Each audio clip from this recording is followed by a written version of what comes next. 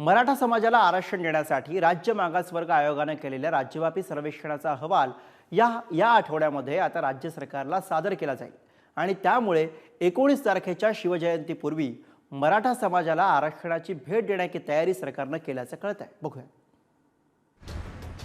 जरांगे पाटलांच्या अंगात त्राण नसले तरी त्यांचा निर्धार मात्र कायम आहे। सगळे सोयऱ्यांसंदर्भात अधिसूचनेचं कायद्यात रूपांतर करावं यासाठी पुन्हा एकदा आमरण उपोषण केलंय। प्रकृती खालावत असतानाही त्यांनी राज्य सरकारला ठणकावलं। दिलेला शब्द न पाळल्यास पुन्हा मुंबईत येण्याचा गर्भित इशारा त्यांनी दिलाय।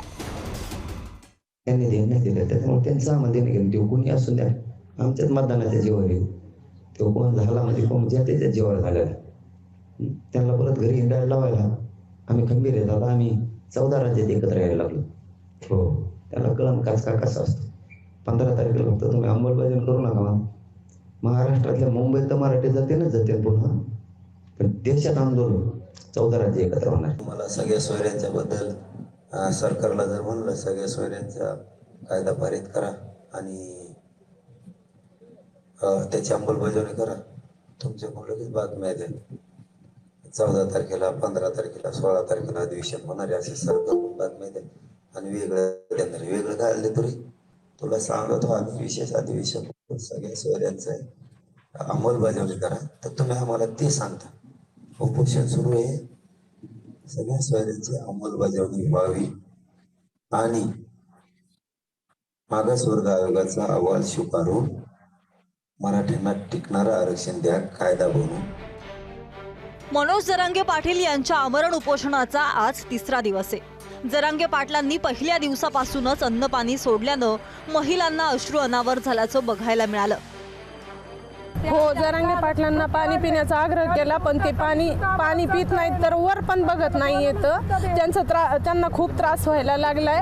आम्ही सर्व महिला याच्यासाठी आलो की दादांना जर काही झालं तर याला सरकार जबाबदार राहील। आमचं लेकरू आज गोधड्यात रगीत दिसा नाही त्या काय करावं भावना अनावर होऊन बी पाणी घ्या म्हणलं ते पाणी घेणार वर सुद्धा बघणार। आजचा दिवस गेला उद्याचा कसा उगल ह्या गोष्टीचा आम्ही म्हणजे प्रार्थना करतो का देवाने सुखाचं जाऊ द्यावा दिवस। दरम्यान मराठा समाजाला आरक्षण देण्यासाठी राज्य मागासवर्ग आयोगाकडून राज्यव्यापी सर्वेक्षण करण्यात आलं। या सर्वेक्षणाचा अहवाल गुरुवारच्या आत राज्य सरकारला सादर केला जाणार असल्याचं समजतंय। मराठा समाजाला स्वतंत्र आरक्षण देण्याचा सुधारित कायदा करण्यासाठी येत्या 16 किंवा 17 फेब्रुवारीला विशेष अधिवेशन बोलवण्याची शक्यता आहे। त्यामुळे 19 तारखेच्या शिवजयंतीपूर्वी मराठा समाजाला आरक्षणाची भेट देण्याची तयारी सरकारनं केल्याचं समजतंय। मराठ्यांना स्वतंत्र आरक्षण देण्याचा मुख्यमंत्री एकनाथ शिंदेंचा शब्द। मराठ्यांना स्वतंत्र आरक्षण देण्यासाठी राज्य मागासवर्ग आयोगाकडून सर्वेक्षण। सुमारे 3.5 कोटी कुटुंबाचा डेटा गोळा। विशेषतः मराठा समाजाच्या शैक्षणिक, आर्थिक आणि सामाजिक स्थितीची माहिती गोळा। सर्वेक्षणाचा अहवाल येत्या गुरुवारच्या आत सरकारला सादर होणार। शुक्रवारी किंवा शनिवारी विशेष अधिवेशन बोलावून आरक्षणाचा अध्यादेश काढणार। मला वाटत नाही की हे अधिवेशन आता बोलवलं जाईल।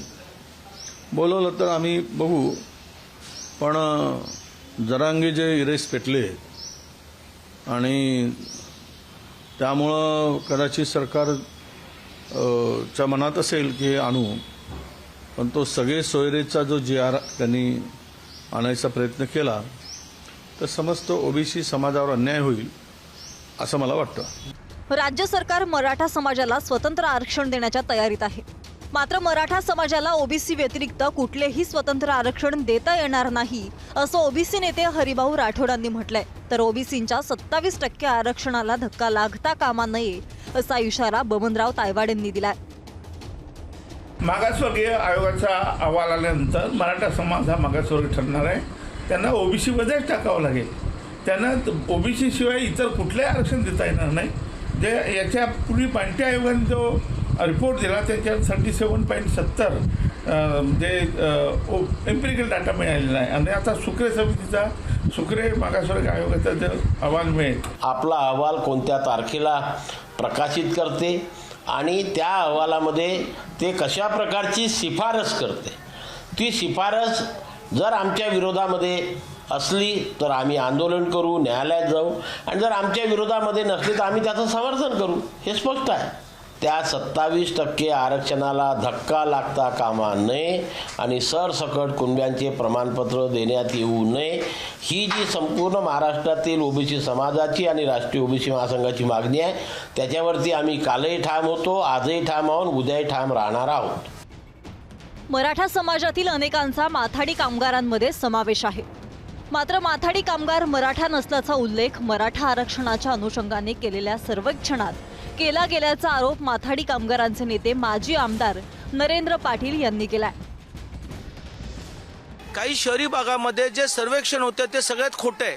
फक्त मोबाईल नंबर, नाव एवढं विचारलं जातं आणि तो अधिकारी जो यदाकदाचित कुठला असेल मला माहीत नाही, का तो शासकीय अधिकारी आहे, महापालिकेचा अधिकारी आहे, का आउटसोर्सिंगनी तात्पुरती कामं दिलेत, हे सगळे खोटे माहिती त्या ठिकाणी नमूद करत आहेत. म्हणून या सर्वेक्षणाचा अहवाल हा बदलला पाहिजे, सर्वेक्षण परत झालं पाहिजे. ग्रामीण भागामध्ये जे प्रश्न विचारले जातात, या एका व्यक्तीला विचारत असताना कमीत कमी 45 मिनिटं लागतात. मी स्वतः अशा प्रश्नाला उत्तर दिलं. अधिसूचनेचा मसुदा अंतिम करून त्याचे कायद्यात रूपांतर करावे, मराठा आरक्षणासाठी विशेष अधिवेशन बोलवावे आदी प्रमुख 7 मागण्यांसाठी मनोज जरांगे पाटील यांनी पुन्हा एकदा आमरण उपोषण करण्यास सुरुवात केली आहे. त्यामुळे राज्य सरकार विशेष अधिवेशन बोलावून आरक्षणाचा दिलेला शब्द खरा करून दाखवणार का, हे या आठवड्यात स्पष्ट होईल. गौरव साळीसह सूरज बोरावके, पुढारी न्यूज.